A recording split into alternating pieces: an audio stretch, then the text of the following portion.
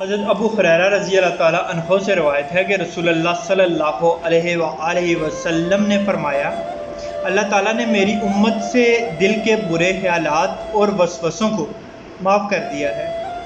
ان پر کوئی مواخذہ نہ ہوگا جب تک ان پر عمل نہ کریں اور زبان سے نہ کہا جائے۔ رواہ مسلم۔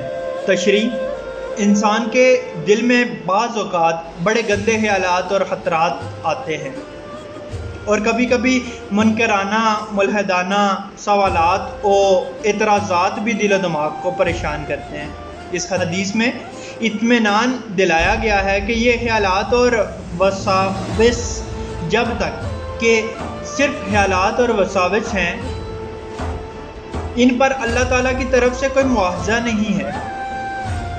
ہاں، جب یہی خیالات، خطرات و وساوس کی حد سے بڑھ کر اس شخص کا قول یا عمل بن جائیں تو پھر ان پر مواخذہ اور محاسبہ ہوگا۔ اللہ پاک آسانیاں حاصل اور تقسیم کرنے کی توفیق عطا فرمائے۔ آمین۔ جزاک اللہ۔